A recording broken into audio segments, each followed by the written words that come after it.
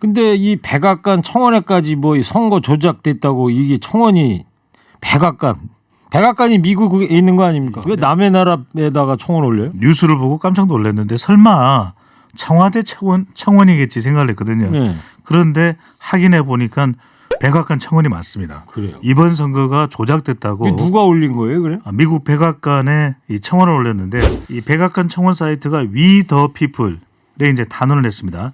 이 내용이 뭐냐면 최일구의 허리케인 라디오.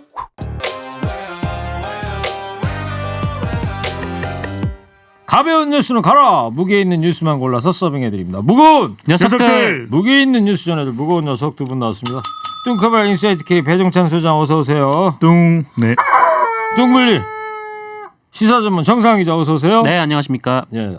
올 때 괜찮았어요? 바람 많이 불었는데 네, 날아갈 뻔했습니다. 날아갈 뻔했어요? 아니요. 정상근 기자하고 저하고는 흔들림이 없더라고요. 그러니까요. 네. 무겁당인데 0.1톤, 그러니까요. 10만 g씩인데 어떻게 옆에 날아가겠어요? 앞 뒤로는 막 흔들려서 약간 네. 살짝 날려가는 분도 그죠? 계시는데 역시 무겁당은 네. 뭐 전혀 흔들림 없이. 자, 이 코로나 바이러스는 확 날아갔으면 좋겠는데. 네. 한 청취자 나는 태양이다님께서 청취율 전화 왜 안 와요? 주무시다가 어제 끝나시오. 그나저나 저 허리케인 라디오 청취율 잘 나갈 텐데 뚱커벨 어떨 네. 것 같아요? 이번에는 전체 라디오에서 우리가 1위를 할 것 같습니다. 메디어? 1위, 1위? 네. 김어준 뉴스공장 어떻게 가고? 2위. 김어준 뉴스공장 2위가 된다고요? 자, 청취자 여러분 코너 끝에 방송만 잘 듣고 계시면 금세 맞힐 수 있는 무게 있는 퀴즈 드립니다. 지금부터 무거운 두 분이 전해줄 무거운 뉴스 잘 들어보시기 바랍니다. 자, 어제 있었던 미래통합당 의총 결과가 나왔어요. 네. 어제 미래통합당이 의원총회를 한 이유는 뭐 몇 가지 이유가 있는데 중요한 두 가지 이유는 하나는 이제 선거 참패의 패인 분석 그리고 비상대책이 관련이었습니다. 그런데 결론은 참패 수습도 또 김종인 비대위가 됐든 어떤 식의 비대위가 됐든 결론을 내지 못했습니다. 예. 엉뚱하게도 의원총회는 다른 방향으로 흘러갔는데요. 이 사전투표 부정 의혹 이 부분에 대해서 좀 밝혀내야 되는 것 아닌가라는 주장까지 터져 나왔습니다. 정상 기자, 이게 부정선거가 이 의혹 왜 나왔어요?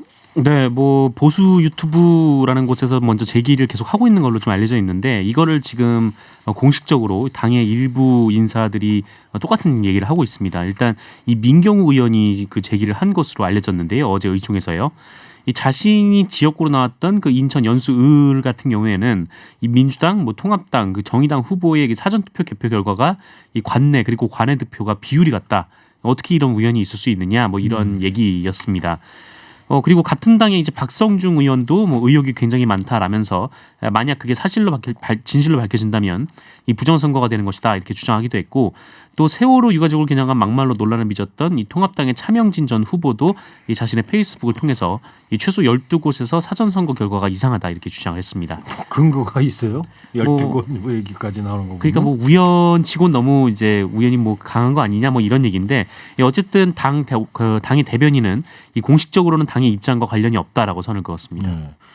근데 이 백악관 청원회까지 뭐 이 선거 조작됐다고 이게 청원이 백악관이 미국에 있는 거 아닙니까? 네. 잠깐 왜 남의 나라에다가 청원 올려요? 뉴스를 보고 깜짝 놀랐는데 설마 청와대 청원이겠지 생각을 했거든요. 네. 그런데 확인해 보니까 백악관 청원이 맞습니다. 그래요. 이번 선거가 조작됐다고 이게 누가 올린 거예요, 그래? 미국 백악관에 이 청원을 올렸는데 청원 올린 내용은 그렇습니다. 영어로 올렸어요, 한글로 올렸어요? 영어로 올렸죠. 영어로 영어로? 올렸죠. 네. 우리말로 올리면 안 올라가니까요. 아. 청원을 올렸는데 이 백악관 청원 사이트가 We the People에 이제 단언을 했습니다. 이 내용이 뭐냐면 여당과 문재인 대통령에 의해 의도적으로 진행된 한국 선거란 청원이 18일 날 올랐네요. 18일 날 올랐고 지난주 토요일 날이네. 네네 18일 기준으로 해서 1,670여 명이 서명했다. 그러니까 많은 숫자는 아닙니다. 왜냐하면 이 백악관으로부터 정식 답변을 얻기 위해선 한 달 내 10만 명의 서명을 받아야 되는데 예. 문제는 그렇습니다. 이게 백악관에 10만 명이 넘기도 쉽지 않거니와 넘는다고 해도 이걸 미국 백악관이 답변을 할 내용인지는 모르겠습니다. 그래요. 참. 더불어민주당하고 더불어시민당과 이 합당 검토 얘기는 어떻게 되고 있습니까?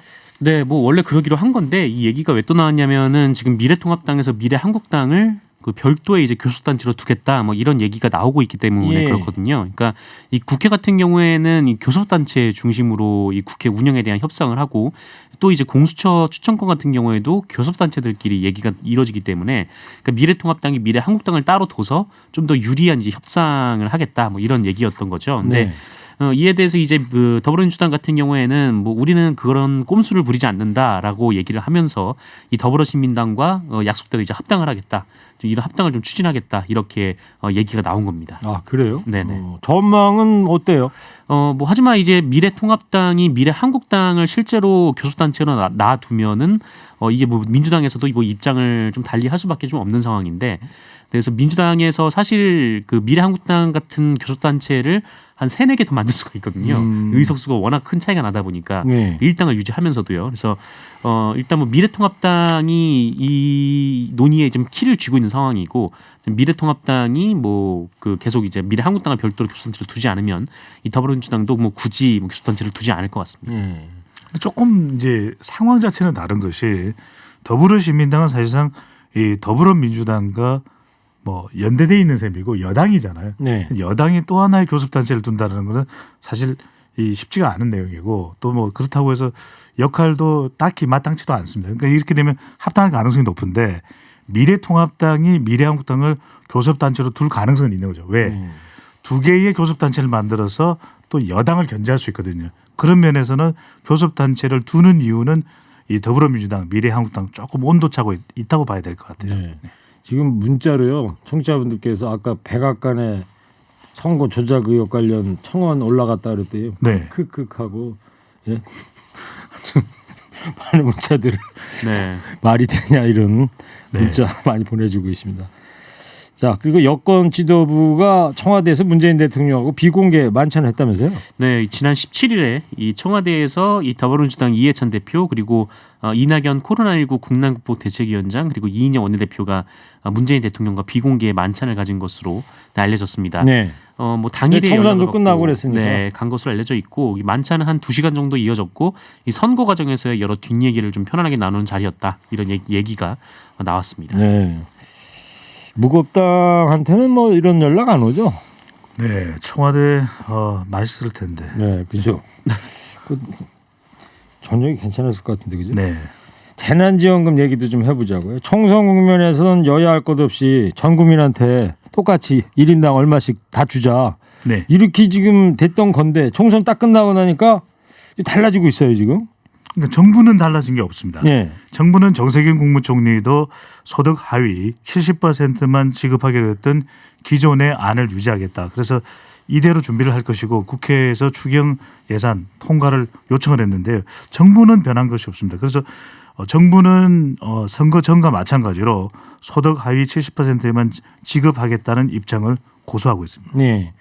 더불어민주당은 이제 국민 100% 지급 방침을 고수하고 있고요. 네, 뭐 하지만 민주당은 공약을 했던 만큼 뭐 쉽게 철회를 할 수는 없다라는 입장이고 그리고 이게 뭐 지금 긴급 재난지원금 같은 경우에는 이것이 복지 정책이 아니라 이 재난 대책이다라는 게 이제 민주당의 입장입니다. 그래서 이 정부가 지금 반대하고 있지만 좀 지급 액수를 조금 줄이더라도 이 모든 국민에게 뭐 다 줘야 하는 거 아니냐 좀 이런 얘기가 나오고 있고요.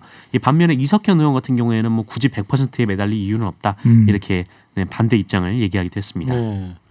국민 100% 지급을 하기 위해서는 뭐 국채를 발행해야 되는 거 아니에요?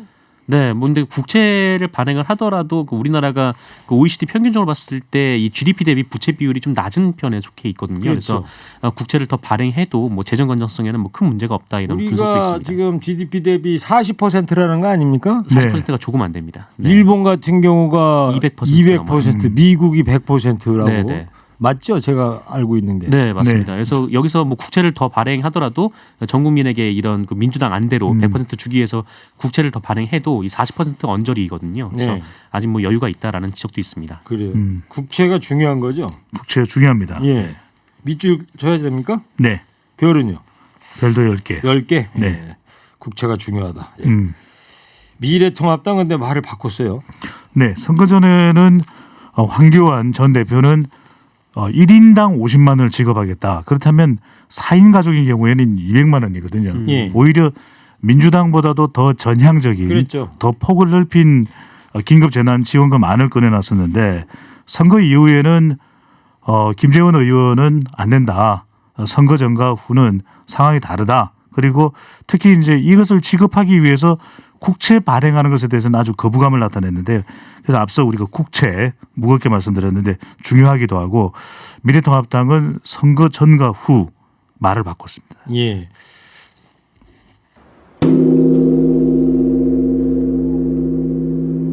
네, 두 번째 이 얘기하려고 합니다. 김정은 국무위원장 오전 내내 지금까지도 실시간 이슈에 지금 등장하고 있는데 수술을 했는데 중태에 빠졌다. 이런 CNN 보도가 지금 나와가지고 네, 지금도 계속 CNN 인터내셔널 채널에서는 계속해서 유명한 쿠오모 앵커죠. 네. 쿠오모 앵커가 국제 문제를 전문적으로 다루고 있는 앵커인데 예. 계속해서 관련 보도를 하고 있습니다. 저 왼쪽에 있는 저 사람이 네, 그 뉴욕 지사 네, CNN TV를 본다면 앤드류 쿠오모 뉴욕 주지사의 동생입니다. 친동생이에요. 친동생입니다. 아 지금 보니까 네. 저 앵커가 집에 거실에서 지금 방송하는 것 같아요. 네. 코로나19 때문에 그러니까 격리돼 있죠. 자가 격리 중에 네. 네네. 그거구나. 지금 뭐 네. 거실 같은 게 보이고 계단 2층 가는 계단 네. 보이고 그러는데 복층이네요. 네, 옷도 그냥 저 같은 난방 하나 걸쳐 있고 네. 알겠어요. 근데 그래서- CNN 보도 어떻게 나왔죠? 네, 그렇게 CNN에서 보도하는 이유는 수술 후에 중태에 빠진 것으로 보인다라고 하는 지금 관련 보도를 하고 있는데 뭐 확정적인 것은 아닙니다. 그런 이상 징후가 감지된다라고 해서 보도를 하고 있는데 그렇게 되는 가장 큰 이유는 그레이브 데인저 그러니까 사실 이거를 우리말로 굳이 번역하자면 중태거든요. 중태. 상당히 여기 제가 아까 네. 여기 들어오기 전에 CNN 홈페이지 들어가서 제목을 인쇄했어요. 네. U.S. Monitoring Intelligence that North 네. Korean leader is in grave danger after 네. surgery. 수술 이후에 grave danger 중태에 중태에 빠졌다. 노스 코리아 라고 리더가 네, CNN이 북한 문제에 정통한 미국 정부 당국자를 인용해서 이제 보도를 했는데 그렇게 됐던 이유가 불과 얼마 전입니다. 우리 선거일이었죠. 15일이 4월 15일이 북한은 김일성 국가주석의 생일인 태양절 행사거든요. 태양절. 네, 이 행사를 빠진 적이 없었습니다. 그랬는데 이 행사에 김정은 위원장이 모습을 드러내지 않자 수술 후에 위독설이 전달되면서 건강 이상설이 제기가 된 것입니다. 예. 아직 확정적으로 확인된 내용은 아닙니다. 예, 뭐 인터넷 들어가 보면 이런저런 뭐 이야기들이 많이 나오니까 네. 그거 다 저희가 방송에서 말씀드릴 수는 없는 거고요. 네, 네. 그리고 또 하나 이렇게 관련된 보도를 하는 이유는 적어도 이 정도로 미국 언론기관에서 보도가 되고 있다면 북한에서 뭐 시인이나 뭐 거부나 아니 시인이며 부인이나 할 텐데 그런 내용이 전혀 흘러나오지 않고 있다는 것이고 네. 실제 11일 이후면은 지금 거의 한 열흘 정도 된 셈 아니겠습니까? 그죠? 그렇죠. 북한 김정은 위원장이 공식 석상에 전면 모습을 드러내지 않고 있습니다. 그래요. 예. 하여튼 그 CNN은 평양에 특파원이 전에는 있었는데 요즘도 있을까요? 지금은 아닌 것 같아요. 조금 지금은 없는 것 전에도 전화로 연결됐던 것이 예. 전화로 연결됐던 것이 짐 스키터 예. 이게 국가 안보 특파원이거든요. 예. 특파원인데 전화상으로 이야기를 하는 거 보니까 워싱턴 쪽에서 아마 관련된 내용을 이야기하지 않았나 싶습니다. CNN이 그러니까 워싱턴 쪽 정가 쪽을 CIA나 이런 데 취재를 해서 네, 보도를 취재를 한 해서 거다. 네. 보도를 한 것 같습니다. 우리 허리케인 라디오도 좀 평양에 특파원도 좀 보내고 그래야 되는데 그럴 때가 올까요? 곧 오리라고 보입니다. 네. 그래요? 네. 청와대 반응은 어때요? 뭐 청와대나 뭐 정부에서는 일관된 메시지가 나오고 있는데요. 뭐 특이 동향은 없다. 네, 이런 얘기입니다. 그러니까 뭐 청와대 강민석 대변인도 뭐 이에 대해서 이제 확인해줄 내용은 없다라면서 현재까지는 북한 내부에 특이 동향도 식별되지 않고 있다 이렇게 말을 했고요. 이 통일부 측에서도 현 시점에서는 이 김정은 위원장과 관련해서 뭐 특별히 할 말이 없다라는 입장을 밝히고 있습니다. 이 백두혈통의 저 할아버지, 아버지 또 김정은 위원장까지 이 심혈관 쪽이 안 좋은 것 같아요, 그죠? 네네. 아버지 김정일 위원장도 푹 맞아서 쓰러지고 그랬었잖아요. 네. 알겠습니다.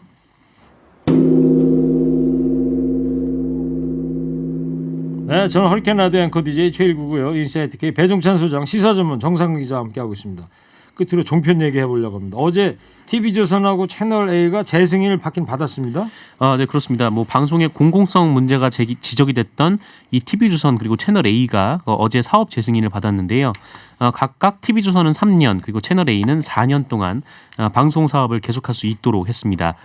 대신 조건이 붙었는데요. 조건 뭐예요? 일단 이 채널 A 같은 경우에는 기준 점수를 모두 넘어섰거든요. 이제 기준 점수 이상이 나왔는데 다만 이 소속 기자 그리고 검찰 간부의 유착 의혹이 불거진 상태여서 이 앞으로 이 부분에 대해서 이 회사 측이 거짓말을 한 것이 드러났거나 아니면은 이 공정성에 대해서 중대한 문제가 확인될 경우 이 승인을 취소할 수 있도록 했습니다. 네.